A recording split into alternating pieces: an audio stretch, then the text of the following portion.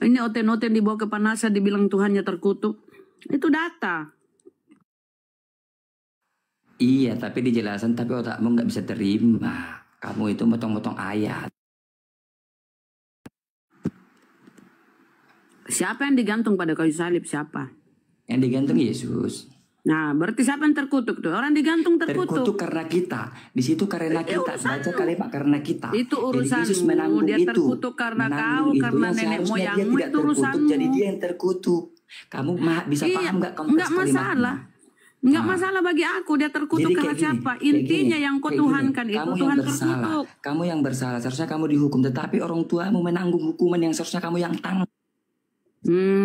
Berarti kau yang berzina, kau yang mencuri, Yesus yang terkutuk. Hebat kali kau. Lanjut Gurunda. Tidak masuk akal ajaran apaan kayak gitu-gitu. Kamu yang kalau otak kalian itu botol. Loh gimana ceritanya? Di mana dalil pembenarannya? Gini loh, kalau memang botol otaknya, memang yang masuk akal dia nggak masuk akal. Gitu. Kalau cuma mau kayak gitu, sekarang gini, loloskan coba diri kamu di dalam Ulangan, Keluaran 23 nomor 7 nomor 8. Jangan kau membunuh orang yang tidak bersalah. Jangan kau membunuh orang yang benar. Nah coba kau dudukkan agamamu itu. Bagaimana caranya kemudian perintah Tuhan dilanggar untuk mendudukkan Yesus yang tak berdosa, nebus dosa para pendosa. Gimana caranya? Dosa itu sudah terjadi sejak sebelum Yesus datang. Tetapi sebelum Yesus datang, itu penebusan dosa melalui darah murni dari hewan yang tidak tercacat. Sekarang siapa yang mengajarkan kalian mempersembahkan darah manusia untuk nebus dosa kalian? Itu adalah nubuatan Allah. Nubuatan dari mana? Nubuatan dari mana? Para nabi, nubuatan dari mana? Oke, sekarang begini. Kalau Nabi Yeremia. Oke, kalau itu ada nubuatannya, kenapa Yesus ngamuk di Yohanes 8? Ngamuk apanya? Ngamuk ketika Yesus ingin dibunuh oleh orang Yahudi. Kalau ada nubuatannya. Coba baca mana kalimatnya. Oke, jika engkau adalah anak Abraham, mengapa engkau berusaha membunuh aku? Bukankah aku ini adalah orang yang berkata menurut firman Tuhan? Lantas kenapa kalian berusaha membunuh aku? Pekerjaan yang aku lakukan, pekerjaan yang tidak dilakukan oleh Abraham. Kau ingin membunuhku karena kamu tidak memperoleh firman di dalam dirimu. Firmanku tidak ada di dalam dirimu. Makanya kau ingin berusaha membunuh aku. Terus dia menolak penyaliban enggak? Enggak, bantah dulu itu. Menolak penyaliban enggak? Kalau memang dari persepsimu itu. Bantah dulu itu. Saudara. Kalau menurut persepsimu bahkan Yesus pun pernah pergi dari kejaran tentara apa gitu untuk waktu dia mau ditangkap karena belum selesai tugasnya dia. Apa itu apa? Kamu jualan apa ini? Jadi kalian jangan mendikte apa yang direncanakan oleh Allah. Allah itu nggak bisa didikte. Nah, rencana Allah itu apa? Rencana Allah membunuh manusia untuk menebus dosa manusia. Ada nggak rencana Allah kayak begitu? Justru rencana Allah, jangan kau membunuh orang yang tidak bersalah. Jangan kau membunuh orang yang tidak berdosa. Itu makanya kamu nggak tahu tujuan. Kok justru itu? Kok larinya justru itu? Kok larinya justru itu? Rencana Allah yang harus terjadi dan tidak bisa diingkari. Kok larinya justru itu? Apa poinnya yang ingin kamu jual? Rencana Allah kan itu buatan rencana Allah di mana? Rencana Allah. Di mana ada rencana Allah? Rencana Allah, jangan kau membunuh orang yang tidak bersalah. Jangan kau membunuh orang yang benar. Itu perintah Allah. Rencana Allah ada di dalam Amsal 21 nomor 18. Aku Allah akan menggantikan orang yang benar dan menebus dengan menggantikan dengan orang yang fasik. Itu rencana Allah. Rencana Allah adalah menyelamatkan orang benar dengan menggantikannya dengan pengkhianat. Itu rencana Allah. Ayo. Nah, sedang dosa yang dilakukan oleh Yesus itu rencana Allah. Di mana dalilnya? Di mana dalilnya? Di mana dalilnya? Makanya baca di kitab Yesaya. Yesaya mana? Yesaya mana? Yesaya mana? Kenapa kamu ini di luar orang Yahudi justru mengambil kitabnya Yahudi untuk kau akal-akali bahwa itu nubuatan untuk Yesus? Orang Yahudi pun ada pengikut Kristus. Sedangkan begini, Bung. Izinkan saya berbicara 1 menit sampai 2 menit. Boleh? Izinkan saya 1 menit sampai 2 menit. Habis itu kamu tanggapi, oke? Boleh ya? Nah, dengarkan saya baik-baik. Jauh sebelum Kristen nongol sebagai agama pagan dari barat. Jauh. Catat itu satu. Nanti Anda tanggapi. Orang-orang Yahudi, ahli Taurat, mahkamah agama, ya, orang Farisi yang adalah ahli Yeremia, ahli Yesaya, ahli Daniel, ahli Yeremia dan seterusnya, berkumpul bersepakat ingin membunuh Yesus karena mereka takut bangsanya dirampas oleh orang Roma. Maka mereka kemudian melakukan pembunuhan terhadap Yesus dengan upaya-upaya. Satu, melakukan tipu muslihat. Baca Matius 26 nomor 4. Matius 26 nomor 59. Matius 27 nomor 18. Lalu mereka melakukan kesaksian-kesaksian palsu untuk membunuh Yesus. Markus 14 nomor 1. Mereka melakukan tipuan-tipuan. Mereka melakukan persengkongkolan untuk melakukan tipuan saksi-saksi palsu demi untuk membunuh Yesus supaya mereka bisa terbebas dari ancaman Roma.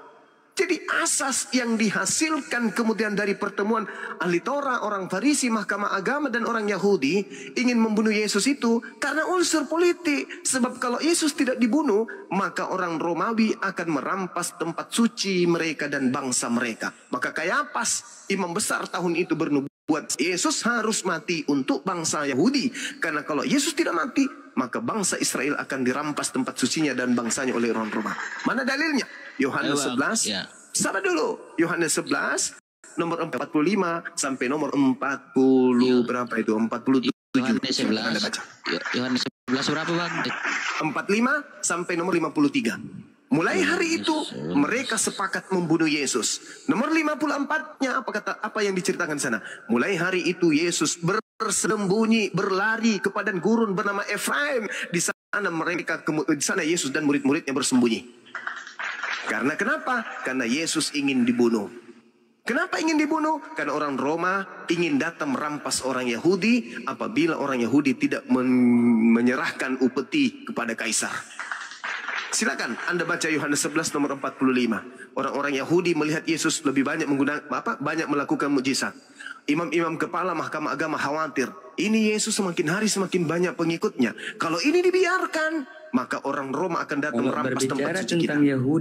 Kalau berbicara tentang Yahudi, bahkan Yahudi sendiri pun mengerti perkataan Yesus setelah menyamakan dirinya dengan Allah.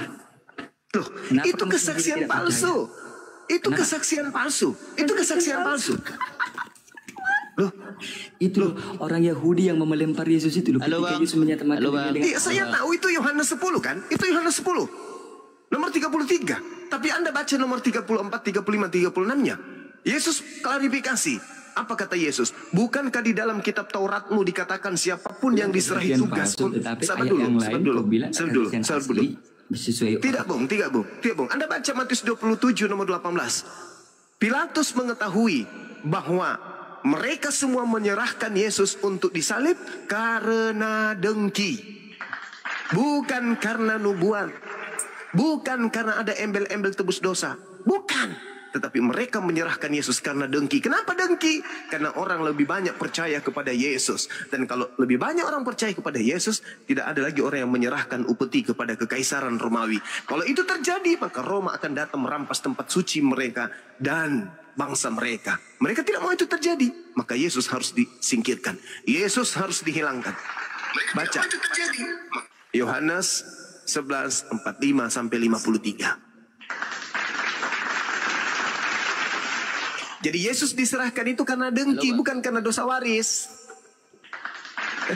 Halo, Bang. Iya, silakan. Ini saya udah baca Yohanes 11 ayat 45 sampai 53. Sampai 53 ya, sampai 53. Ya, apa nubuat Kayapas? Maka tahun itu juga Kayapas bernubuat sebagai imam besar. Apa nubuatannya? Yesus harus mati untuk bangsa Israel. Ya, yang mau saya tanya gini, Bang. Abang tadi bilang bahwa Yesus itu dibunuh supaya orang Roma tidak mengambil Israel.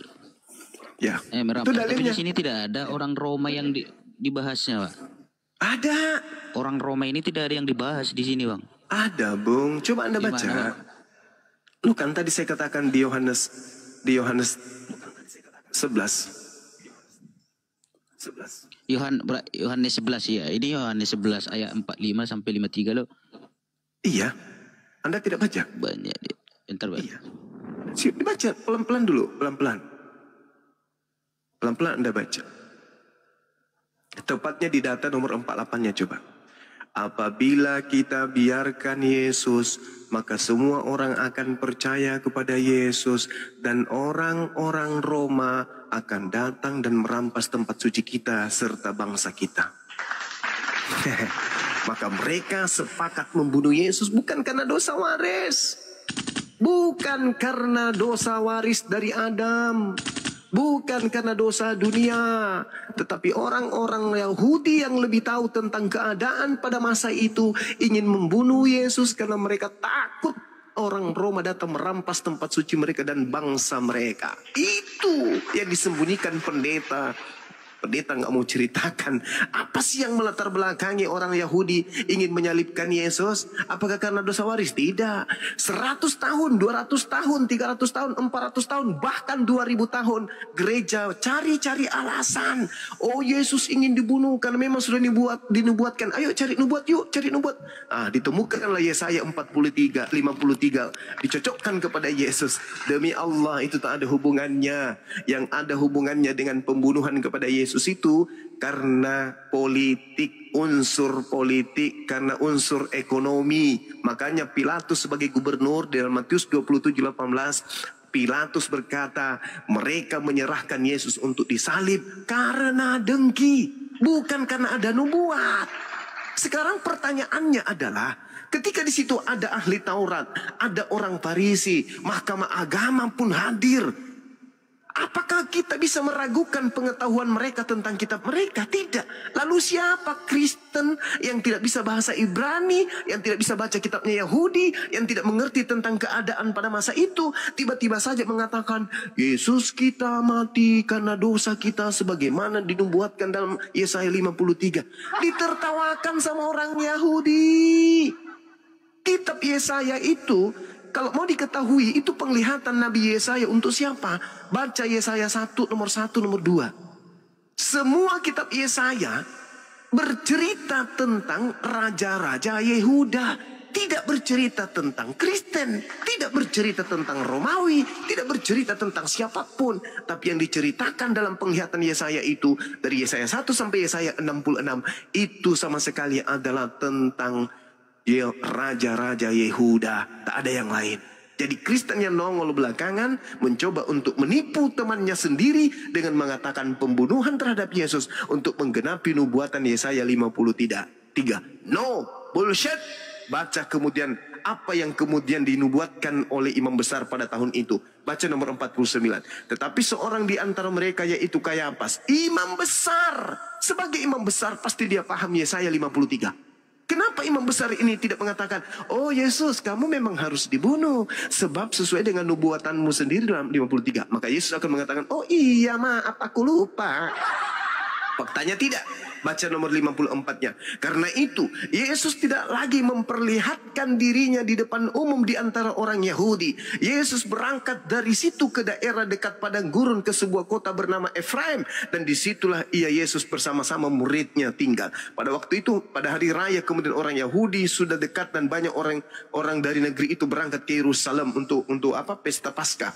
Mereka kemudian mencari Yesus sambil berdiri di sana di bait suci. Mereka berkata kepada orang lain, bagaimana pendapatmu? Apakah Yesus akan datang ke pesta ini? Sementara itu imam-imam kepala dan orang-orang Farisi telah memberikan perintah supaya setiap orang yang tahu di mana Yesus berada untuk memberitahukan kepada mereka agar mereka dapat membunuh Yesus, menangkap Yesus. Mana buktinya? Nubuat itu bahwa adalah untuk dosa-dosa waris, nebus dosa kita. Dalam bilur-bilurnya kita telah dianu dan anunya di ininya na anunya. Bullshit. Penipu. Ini bukti kitab sendiri. Makanya saya katakan, Kristen itu musuh terberatnya itu Bible. Karena Bible akan memuntahkan faktor kebenaran. Al-Quran mengatakan dalam surah An-Nisa ayat 157, mereka ingin membunuh karena dengki. Dengki iri, cemburu kepada kebenaran Yesus yang ada di tengah-tengah mereka. Mereka mengatakan Yesus bisa bermukjizat, Yesus bisa begini, begono. Tapi Yesus tidak mampu membebaskan kita dari tekanan Romawi. Justru ini ancaman. Kalau Yesus dibiarkan hidup, maka orang Roma akan datang merampas tempat suci kita dan bangsa kita. Untuk itulah kita harus bunuh Yesus. Bagaimanapun caranya. Maka mulailah mereka melakukan kesaksian palsu. Coba Anda baca Matius 26 nomor 4. Apa yang dikatakan di sana? Mereka imam kepala mahkamah agama melakukan tipu muslihat agar bisa membunuh Yesus. Kan kasihan. Kalian tertipu sudah 2000 tahun lamanya. Bersyukur kalau saudara itu tidak terlalu mendalami, tidak sering makan doktrin. Bersyukur ada kesempatan Anda untuk keluar dari lingkaran setan tersebut. Coba Anda baca lagi di dalam Markus 14. Markus berapa itu? Markus 1 nomor 14 kali ya. Ada yang ingat enggak teman-teman? Markus 1 nomor 14 ada enggak yang bisa bacakan saya? Bentar. Markus 1:14 itu bunyinya... Markus 14 nomor 1 kali, Dek. Markus 14, sorry. 14:1 ya. Iya. Hari Raya Paskah dan Hari Raya Roti Tidak Beragi akan mulai 2 hari lagi. Imam-imam kepala dan ahli-ahli Taurat mencari jalan untuk menangkap dan membunuh Yesus dengan tipu muslihat. Tuh, itu fakta. Mereka melakukan tipu muslihat. Untuk apa ada tipu muslihat? Kalau sudah ada nubuat. Itu yang pertama. Kedua, untuk apa Yesus keberatan di dalam Yohanes 8? Kalau memang dia sudah dinubuatkan kemudian untuk mati di atas tiang salib. Coba baca di Yohanes 8 itu. Sangat menyakitkan. Kalau orang Kristen ini mencoba untuk menapaki kitab mereka dengan akal, mereka akan sadar betapa selama ini mereka ditipu dan diperbodoh oleh gereja. Apa kata Yesus di Matius 8 nomor 37? Aku tahu bahwa kamu adalah keturunan Abraham, tetapi kamu berusaha untuk membunuh aku. Kenapa kamu berusaha membunuh aku? Karena firmanku tidak beroleh di dalam kamu. Artinya siapapun yang berusaha membunuh Yesus itu adalah orang yang tidak memiliki firman Tuhan di dalam dirinya.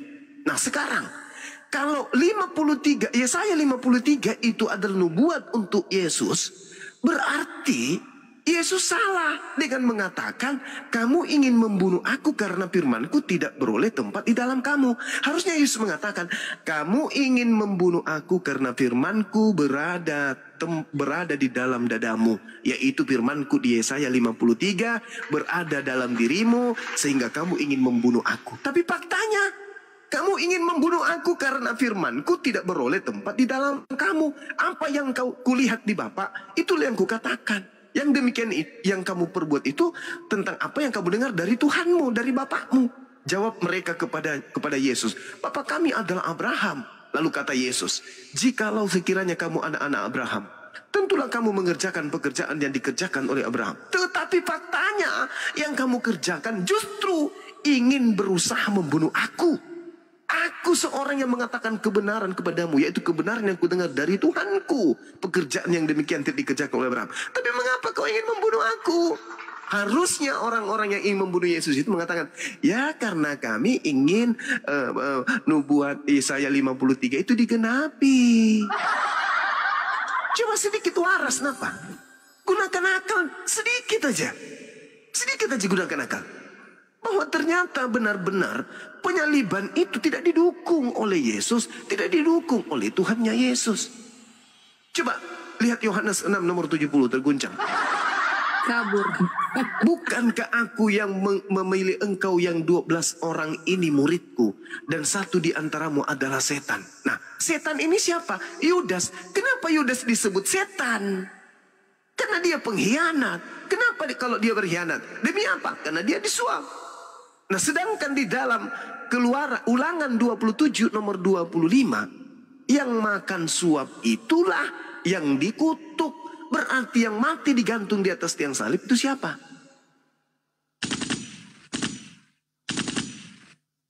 Jadi kesimpulannya teman-teman, penyaliban itu didasarkan atas kedengkian, iri hati, cemburu daripada orang-orang Yahudi. Ini seirama tindakan mereka yang benci, dengki, iri, cemburu kepada Yesus dengan pernyataan Tuhan, jangan kau membunuh orang yang tidak bersalah. Aku Tuhan tidak akan pernah membenarkan. Amsal 6:16, 6 perkara yang dibenci, 7 kekejian dalam hati Tuhan, yaitu membunuh orang yang tidak bersalah. Nah, sedangkan pembunuhan yang dilakukan ini, yang dilakukan oleh orang-orang Yahudi ini, itu adalah pembunuhan yang diasaskan atas kedengkian, kebencian. Bukan atas perintah Tuhan, tapi justru melanggar perintah Tuhan. Oke? Nah, jadi dengan demikian, ketika kita lihat Yohanes 8, pembelaan Yesus terhadap dirinya yang ingin dibunuh, dan juga Yohanes 11, kelakuan orang-orang Yahudi yang ingin membunuh Yesus, dan Matius 26 serta Matius 27 yang menguatkan kemudian bahwa mereka dengki, mereka kemudian iri, mereka cemburu, mereka melakukan saksi palsu dan seterusnya untuk membunuh Yesus, ternyata berakhir kepada iman kepada penyaliban. Tanpa penyaliban, Kristen hilang di muka bumi ini. Sedangkan penyaliban ini adalah prakarsa iblis. Penyaliban ini adalah rekayasa iblis. Penyaliban ini adalah bukti kesesatan daripada orang Yahudi, penolakan Yahudi kepada Yesus. Artinya, Kristen mengatakan diri mereka sebagai agama yang berasal dari salib. Dengan kata lain, Kristen telah menjerumuskan diri mereka dengan menggunakan simbol iblis, yaitu simbol salib. Satu-satunya agama yang menjadikan simbol pembantaian terhadap Tuhannya sendiri hanya Kristen. Salib itu bukan simbol kasih. Salib itu adalah simbol keangkar murkaan kemudian orang-orang Yahudi terhadap Yesus. Berakhir kepada pembunuhan. Jadi salib itu adalah rekayasa iblis. Salib itu adalah simbol pembunuhan yang dilakukan secara kejam oleh orang-orang Yahudi, orang Roma, yang dilakukan atas perintah Yahudi kepada seorang yang bernama Yesus. Tapi alhasil Tuhan mengagalkan. Yang disalib adalah pengkhianat, yang disalib pemakan suap, yang disalib adalah orang yang dikutuk. Dan Nabi Isa, Yesus itu terangkat ke atas langit tanpa sedikit pun mengalami pembantaian.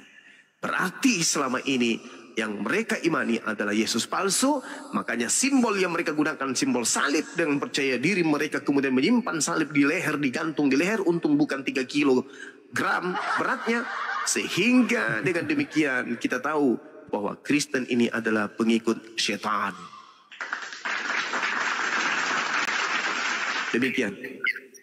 Silakan kalau masih ada pasien. Izin menyapa, Gurunda. Iya. Bang Oni, Kak Empau, selamat malam. Selamat malam. Dari Muslim apa Kristen, Bang? Kristen.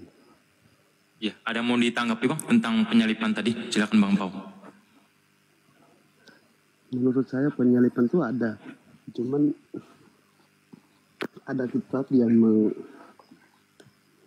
membantah itu. Sejarah dunia menceritakan ada penyalipan. Terus ada kitab dari mafia dari Arab, kok bisa-bisanya mengatakan tidak ada penyaliban. Itu saja. Oke. Al-Quranul Karim surah An-Nisa ayat 157 mengatakan ada penyaliban. Wa qaulihim inna qatalnal masiha Isa ibn Maryam Rasulullah wa ma qatalu wa ma salab.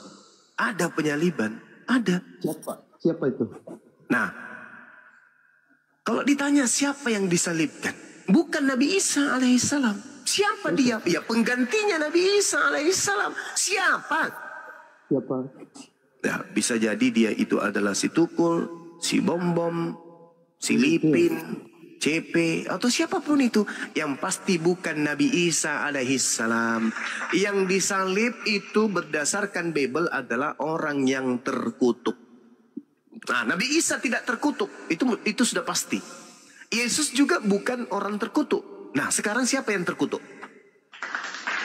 Bisa Anda buktikan? Yang terkutuk itu siapa? Yesus. Hah? Yesus. Orang-orang yang terkutuk. Di mana dalilnya? Di mana dalil?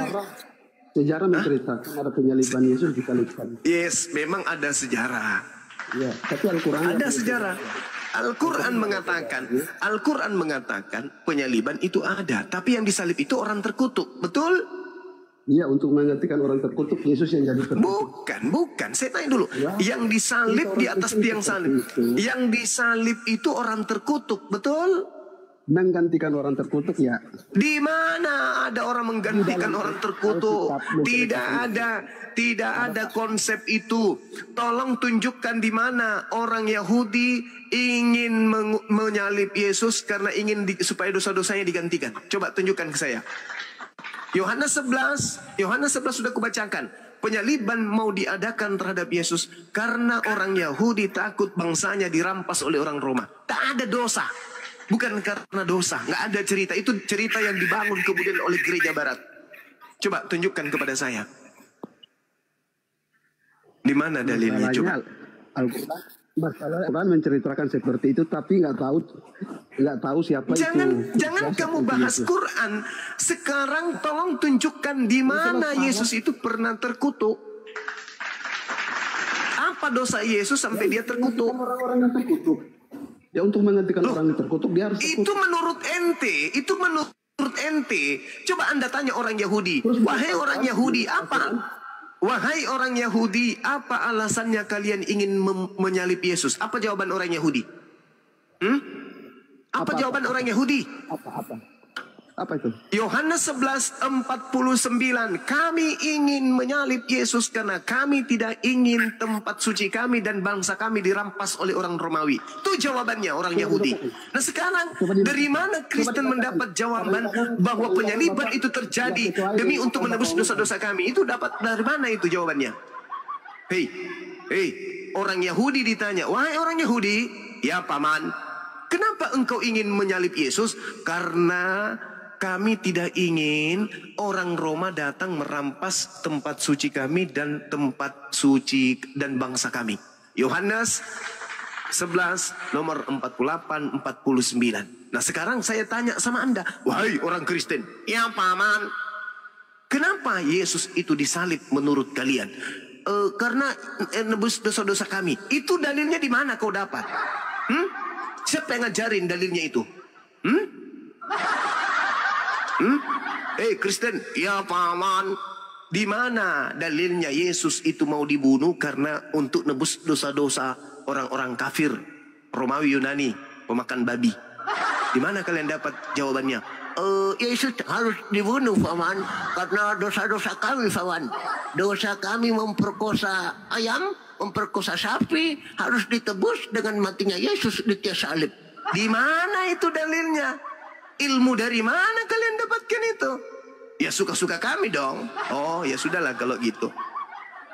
Jadi nggak ada itu alasan orang Yahudi berkongko-kongko, imam kepala mahkamah agama, ahli Torah, orang Farisi, ya berkongko mereka lengkap dengan imam besarnya berkongko membunuh Yesus. Itu disebabkan karena mereka takut orang Roma datang merampas tempat suci mereka dan bangsa mereka. Itu alasannya. Baca Yohanes 11 dari 45 sampai nomor 53. Itu baru dalil. Kristen ditanya, oh Kristen, ya paman, apa alasannya Yesus disalib? Karena ingin menebus dosa-dosa kami, Bang Suma. Parah kali. Dari ilmu dari mana itu? Hah? Di mana kalian dapat ilmu? Dengar orang ngomong masalahnya. Iya, sekarang Anda tunjukkan. Oke. Ini saatnya. Tolong tunjukkan latar belakang pembunuhan terhadap Yesus yang dilakukan oleh orang Yahudi. Apa alasan orang Yahudi ingin membunuh Yesus? Jawab. Saya tunggu. Menurut Al-Quran, alasannya apa? 3 jam saya tunggu. 3 jam. Menurut Al-Quran, alasannya apa? Alasannya karena mereka ingkar terhadap ajaran Nabi Isa alaihissalam. Itu. Nah sekarang alasannya orang Yahudi ingin membunuh Yesus itu apa? Silakan. 3 jam. Yang lain diam. 1, 2, 3. Jawab. Kamu takut sekali membalas Al-Quran. Takut sekali. Bang Juma mau tahu apa alasan orang Yahudi menyalibkan Yesus? Ini yang di bawah ini yang double kosong nggak usah yang tahu. Apa alasannya? Al-Quran menjelaskan pengingkaran demi pengingkaran Di mana terhadap ayatnya? Nabi Isa. Di mana Al-Baqarah ayatnya? ayat 30 dan seterusnya. Alasan untuk dibunuh itu? Ya, karena mereka ingkar terhadap Nabi Isa. Baca ayatnya. Kenapa Baca kamu ayatnya. larinya ke Al-Quran? Hei, Bahlul, Kan kamu kenapa lari ke kamu Al-Quran? takut. Kenapa Kamu takut takut? baca Al-Quran. Kenapa takut? Nabi Isa alaihissalam di Al-Quran tidak disalibkan. Kenapa cari alasan di sana? Hah? Tidak disalibkan Nabi Isaku di Al-Quran. Yang Anda harus pertanggungjawabkan, Yesusmu yang kau katakan mati terkutuk itu disalib. Pertanyaan saya, apa latar belakang orang Yahudi ingin menyalibkan Tuhanmu? Jawabanmu Kamu apa? hanya mau bertanya, takut ditanya. Saya sudah menjawab tadi, manusia Nggak ada penuh jawaban itu, panu. nggak ada jawaban.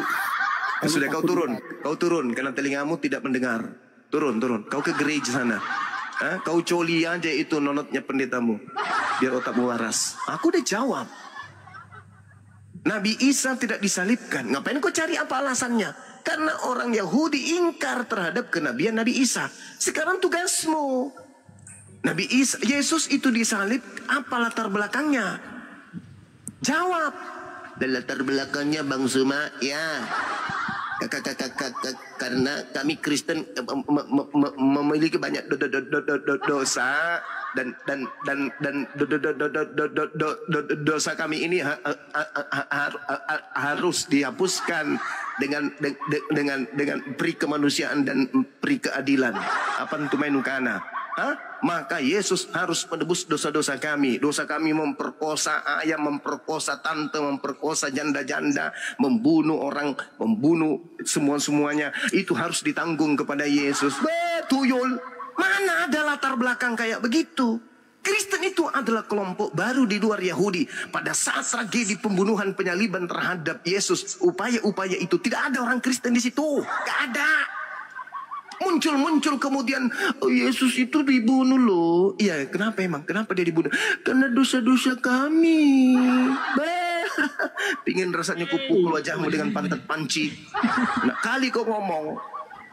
Assalamualaikum warahmatullahi wabarakatuh. Waalaikumsalam warahmatullahi wabarakatuh. Kau curi ayamnya tetanggamu. Kau bawa ayam itu masuk ke dalam kamarmu. Kau perkosa dia sampai ayamnya bunyi kambing.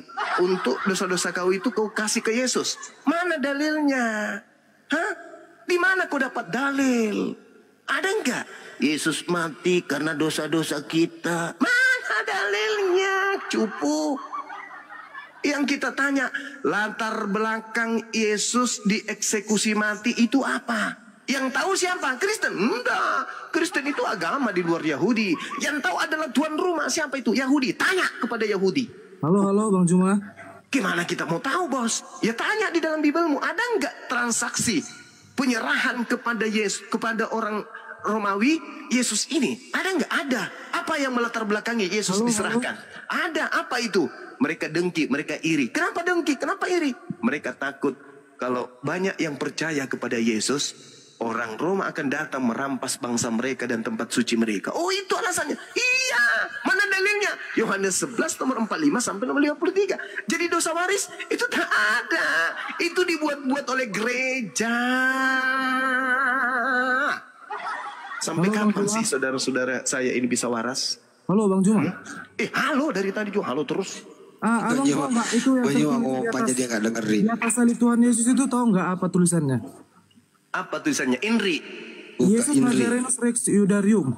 Apa artinya? Raja orang Yahudi. Apa? Yesus raja orang Yahudi. Oh, jadi orang Yahudi membunuh rajanya gitu? Nah, jadi gini, kan abang nanya kenapa Tuhan Yesus disalibkan kan? Iya, kenapa disalibkan? Karena dia raja. Bukan, karena dia mau menunjukkan identitasnya, keilahiannya. Dan orang Yahudi nggak percaya kan itu sama. Kacau. Mana dalilnya? Tunjukkan dalilnya. Karena dia adalah kita apa tahu nggak? Coba tunjukkan dalilnya. Justru karena saya pernah membaca, maka saya minta. Karena Alkitab hanya ingin mencari kesalahan, maka yang akan abang ketemukan itu semua kesalahan. Oke, kalau begitu Anda membaca Bible karena ingin menemukan kebenarannya. Tunjukkan kebenaran itu. Mana? Abang baca sendiri itu Alkitab. Saya membaca Bible, Anda tuduh untuk menunjukkan kesalahan. Anda membaca Bible untuk menunjukkan kebenaran. Mana? Tunjukkan kebenaran itu. Tunjukkan kebenaran itu. Salah satu dari orang tunjukkan kebenaran itu. Yang menyuruh salibkan Yesus. Dan itu mana? Apa dasarnya mereka mau menyalibkan Yesus? Karena Yesus mau mengakui dirinya sebagai Tuhan. Kalau begitu berarti Yesus Tuhan. Kalau begitu berarti Yesus Tuhan. Jelas Tuhan. Nah, terus kenapa dia mati kalau dia Tuhan? Harusnya begitu dia digantung sampai 60 tahun, 600 tahun, 2000 tahun dia nggak mati-mati. Karena Tuhan itu tidak mungkin mati. Ayo. Kenapa dia baru 3 jam, baru minum anggur seteguk, mati? Harusnya Yesus ketika digantung di atas pohon, nggak mati-mati sampai hari ini. Barulah kita bilang, oh betul Yesus itu Tuhan. Masa digantung selama 2000 tahun nggak mati-mati? Ini pasti Tuhan ini. Faktanya apa? Minum anggur, mati dia. Yohanes 19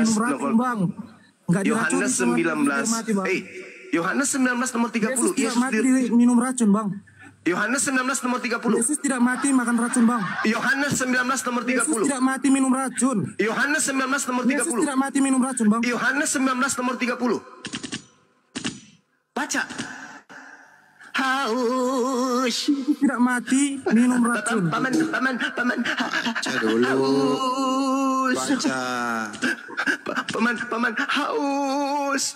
Ketika mereka mendengarkan Yesus, dengar. Ketika mereka dengarkan saudara, dengarkan. Bacain aja. Jangan bikin kacau Komal ini ya. Jangan bikin kacau. Yesus ketika mengatakan, Anda mau kalah di situ Anda bilang kacau.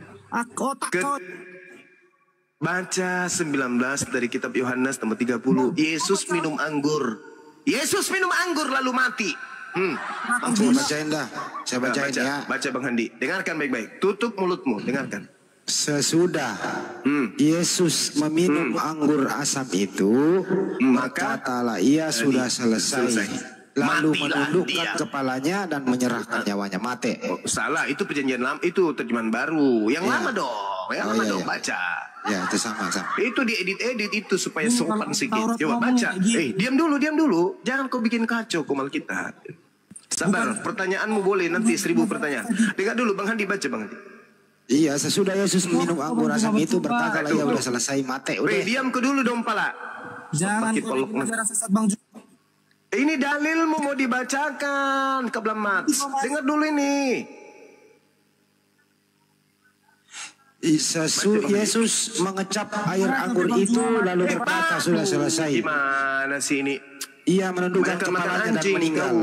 Kebanyakan makan anjing kau, menggonggong terus. Dibilangnya anjing kau marah nanti. Baca Bang Handi.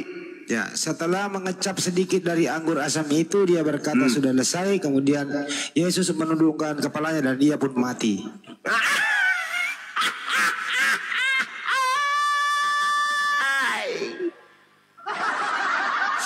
Itu membuktikan dirinya bukan Tuhan. Keracunan anggur, mati dia. Kau bilang lagi kita menghujat, dalil ada Bung. Ya, makanya Kristen itu hanya diperuntukkan bagi orang-orang yang tidak berpikir. Kalau orang Kristen berpikir, mereka akan meninggalkan Kristen. Tidak mungkin mau di Kristen. Masa ada Tuhan mati keracunan? Masuk akal nggak Tuhan mati keracunan? Masuk akal? Enggak. Ya, silakan. Biar nggak apa-apa. Yang penting saya tidak Kristen. Sebodoh-bodohnya saya, biarlah saya bodoh. Yang penting saya bukan Kristen. Oke? Saya boleh bodoh, paling bodoh di antara semua umat Islam. Yang penting saya mati bukan dalam keadaan Kristen. Itu aja, selesai. Sepintar-pintarmu, tapi kalau kau masih Kristen, hewan masih lebih bermartabat daripada kau. Ngerti kau? Seanjing-anjingnya anjing, tidak ada anjing membunuh Tuhannya untuk dia sembah. Sebabi-babinya babi, tidak ada babi membunuh Tuhannya lalu dia sembah. Tapi sekristen, sepintar-pintarnya Kristen, hanya Kristen yang membunuh Tuhannya untuk dia sembah. Masih mau kau datang besok?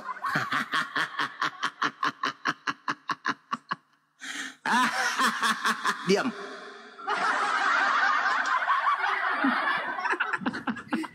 Tapi semonyet-monyetnya monyet, tidak ada monyet menuhankan monyet. Nah, itu dia makanya. Biarlah aku bodoh, yang penting aku bukan Kristen.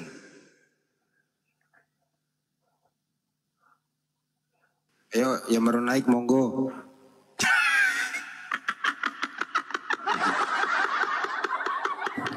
Diam.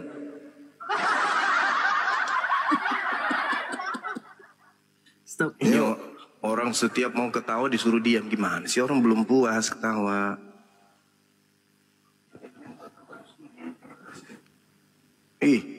Gitu.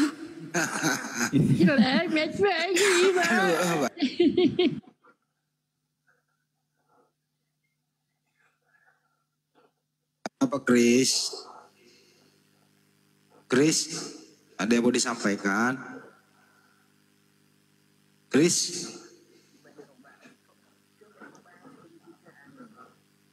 Kenapa? Cina kelek jalon. Alhamdulillah. Kopi campur masako enak sekali. Ya, saudara Chris, kenapa saudara Chris? Ya. Kenapa bang? Al-Makarah. Ini anggotanya Bang Blender ini Al-Makarah. Kenapa bang? Apa mau dibaca lah? Apa? Al-Bakara. Bakara itu gorengan bakara. Oh ya, saya baca Al-Makarah ya. Al-Makarah saya baca ya. Al-Makarah.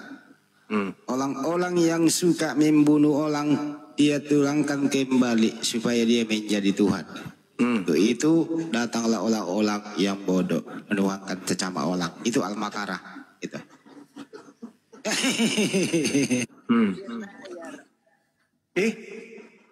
Mana?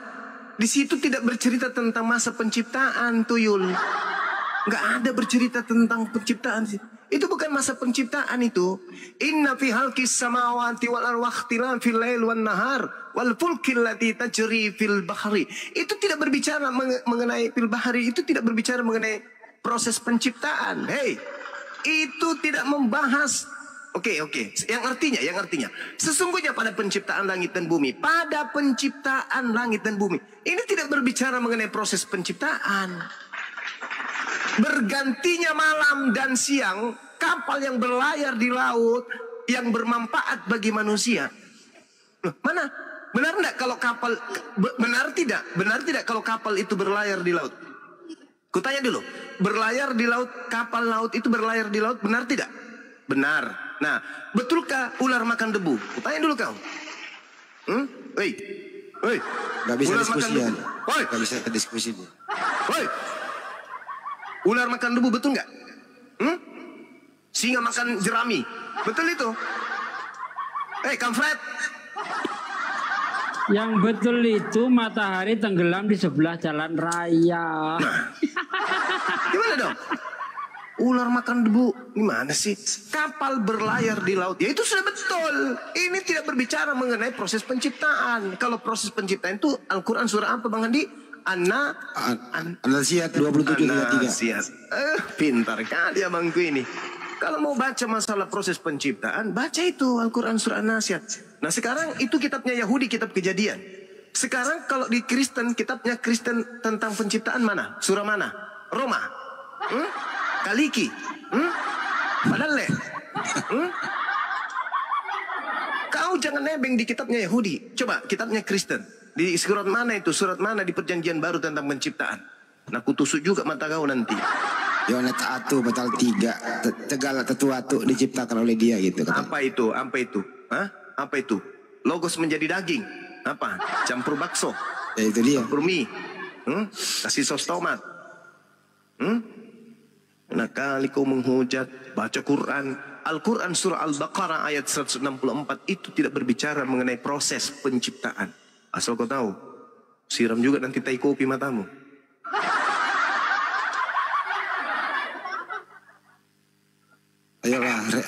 Ayolah baik. Repido. Tapi itu udah berguru. Bicara tentang kekuasaan Allah, tanda-tanda kekuasaan Allah dibilang ayat penciptaan. Koplak lo. Nggak ngerti konteks. Tapi kemarin ada Bunda Rama waktu kemarin Bunda Rama naik pesawat dari Makassar ke Jakarta. Bunda Rama ngomong, kenapa pesawat bergoyang? Ternyata dia tabrak tiang langit pesawatnya.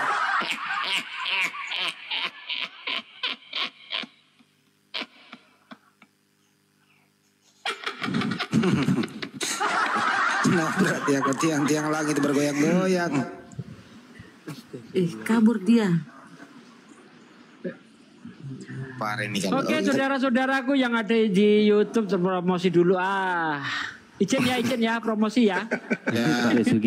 Oke, saudara-saudaraku yang ada di YouTube-nya Bang Juma, yang ada di YouTube-nya Bang Andi, tolong dong didukung channel Bible Berjalan nih.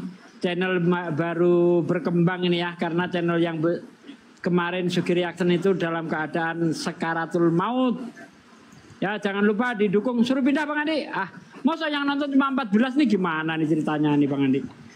Teman-teman sekalian yang ada di Zulkifli Abbas Official, dimohon dengan hormat bergeser sejenak ke channel Sugi Kristologi. Sugi Bible Berjalan. Bible Berjalan ya, minimal 15 menit. Silakan bergeser ke sana sahabat-sahabat sekalian. Kita dukung Menara Siar kita. Channel Akhi Sugi ini kemarin kena ini pelanggaran karena dia mengajarkan ular makan debu sehingga dianggap itu adalah satu penistaan kepada ilmu pengetahuan. Nah, channelnya kena banned.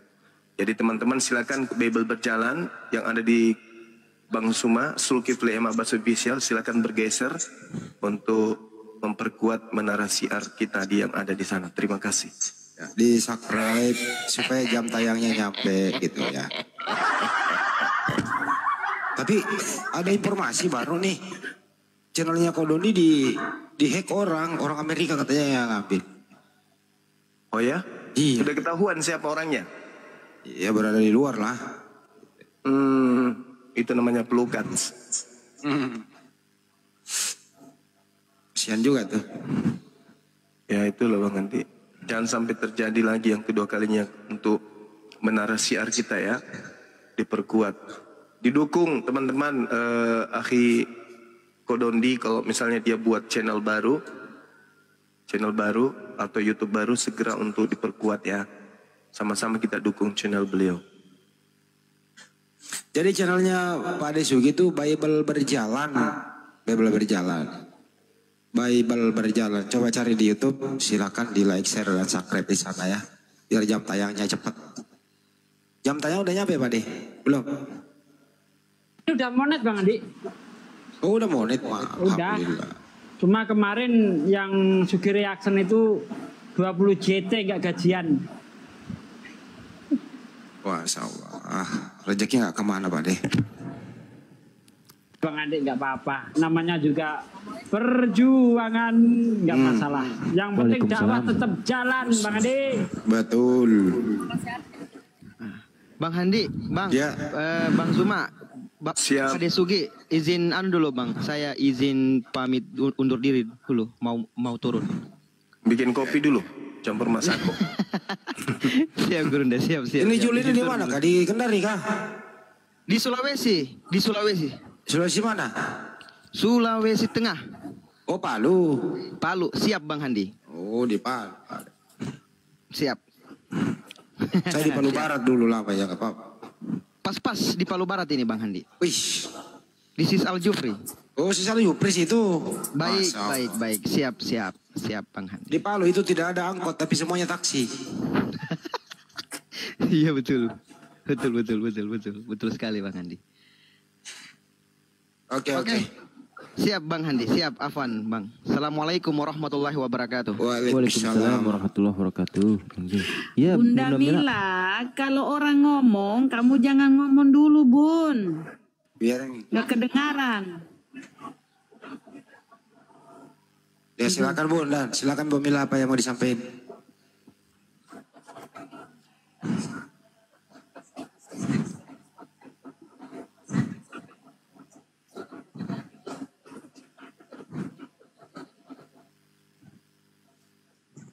Caranya ya sering mendengarkan aja dulu, karena belum ada sekolahannya sih. Sekolah apologet sering dengerin dulu aja.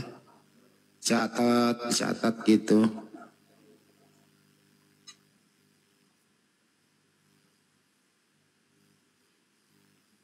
Nah ini dia nih, landscape-nya pesantren kita nanti ada mata kuliah apologet di sana. Tapi alhamdulillah landscape-nya ada, mudah-mudahan doakan saja. Semoga pesantren yang kita rencanakan membangun di Bolangin, Sulawesi Selatan, binaan Bang Juma ya segera terrealisasi. Ya teman-teman doakan ya. Amin. Masya Allah. Bisa di DM dong ke Bang Juma atau tukar nomor HP kita.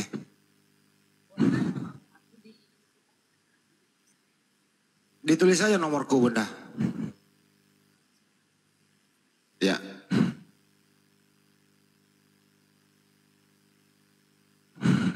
Kalau komandan udah ngasih instruksi, wah langsung kembru.